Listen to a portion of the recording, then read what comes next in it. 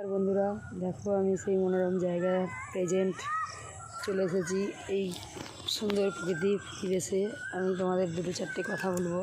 Video তো বানাতেই হবে, রোজই ভিডিও আপলোড করতে হবে, তো একটা দুটো কথা বলছি, একটু মনোযোগ দিয়ে শুনবে।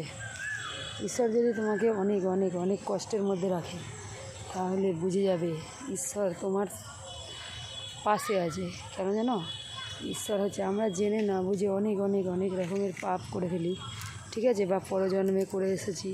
তো ঈশ্বর আমাদের একে একে সেই পাপ থেকে মুক্তিতে পথে নিয়ে যায়। তাই মুক্তির পথে নিয়ে যেতে গেলে প্রথমে কী করে জানো? আমাদের পাপটা ধোয়ার জন্য আমাদেরকে কষ্ট দেয়। দেখবে কেউ কেউ অনেক বড় রোগে ভুগছে, তার মানে তার ঈশ্বরের করুণা হয়েছে। হয় রোগ ভোগ দিয়ে, নয় টাকা ভোগ দিয়ে, না হলে অনেক রকম পারিবারিক কষ্ট দিয়ে ঈশ্বর আমাদেরকে পাপ থেকে উত্তীর্ণ করে সেই পরম ধামে নিয়ে যায়। তাই আমরা যখন কষ্টে থাকি ঈশ্বরকে গালাগাল করি, খারাপ খারাপ কথা বলি। তো ঈশ্বরকে খারাপ কথা না বলে এটা ভাবো, কখন জেনে না জেনে কী না কী কখন কোনো পাপ কার্য করে ফেলেছো কি না। তাই ভাবো যে এটা তোমার ঈশ্বরের দেওয়া, তোমার সমস্ত পাপ থেকে মুক্তি হওয়ার উপায়। তাই কখনো ঈশ্বরের উপর রাগ করো না, ঈশ্বরের উপর ভরসা রেখে যা যা ব্রত বার করো সেগুলো করো। অনেকে আছে না, যে কিছু ক্ষতি হলো, ঈশ্বরের ভরসাটাই কাটিয়ে দিল, বললো যে ঈশ্বর আমাকে ভালোবাসে না, আমি আর ভগবানকে মানবো না, হ্যাঁ ভগবান নেই, ভগবান কী করেছে আমার, এই সব কথাবার্তা একদমই বলবে না। কেন বলবে না?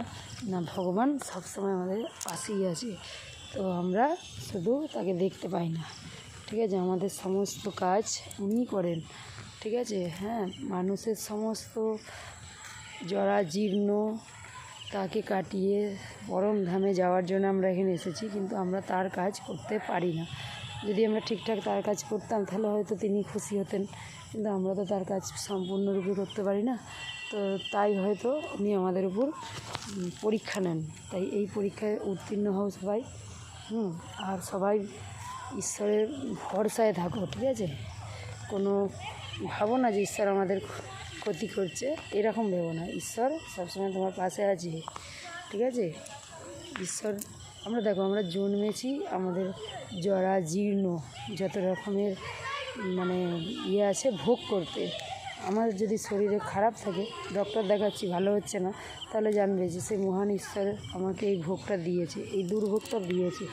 কোনো মানুষের সাথে মানুষ খারাপ ব্যবহার করছে, তাহলে এটা ঈশ্বরেরই একটা ঈশ্বরই চাইছেন। তাই তোমরা সবসময় ঈশ্বরের উপর ভক্তিটা রাখবে, ভক্তি ভালোবাসা রাখবে, ঠিক আছে। এই পরিবেশটা খুব সুন্দর, এখানে ভিডিও বানাতে এলাম আমি, এসেছি বলে। তো এখানে দেখো কত সুন্দর একটা বট গাছ। হ্যাঁ, ভক্তিপরায়ণ থাকো, সবসময় ভক্তিমূলক কাজ করো। হ্যাঁ, কোনোভাবেই ভেঙে পড়বে না। কেউ খারাপ ব্যবহার করলেও সেটাও সৃষ্টিটা ঈশ্বরই করেছে, ঠিক আছে। তো সেটা শুধু তোমার সাথে হওয়ার ছিল, তাই হয়েছে। কখনো মন খারাপ করে বসে থাকবে না, সবসময় হাসি খুশি থাকবে, সবসময় খোলামেলা থাকবে। আর পরিবেশটা দেখো, আমি এখানে দাঁড়িয়ে আছি, আমি খুব নিজেই খুশি হয়ে যাচ্ছি।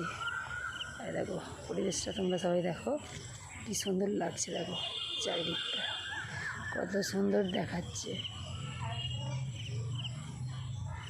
সৃষ্টিকর্তা ছাড়া কিছুই নেই গো, এই অপার সৃষ্টি তো তারই, বলো। এই সুন্দর যে পরিবেশ আমরা দেখছি, এগুলো তো সৃষ্টি তো তিনিই করেছেন। সৃষ্টিকর্তাকে ছেড়ে আমরা কোথায় যাব?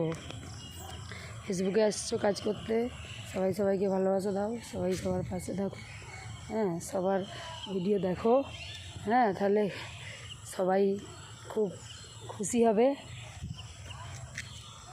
হ্যাঁ রে, তাই দেখো আমার একটা বন্ধু আমাকে ডাকছে, আমি তার পাশে যাচ্ছি, তার কাছে। তো তোমরা আমার কথাগুলো একটু মনোযোগ দিয়ে শুনবে, শুনলে তাহলে আমারও ভিউয়ার্স বাড়বে। হ্যাঁ, আমার ভিউয়ার্স হলে আমার ভালো লাগবে। তাই ভালোবাসা দাও আর ভালোবাসা নাও, ভালোবাসা দিলে ভালোবাসা পাওয়া যায়। দেখো বট গাছটা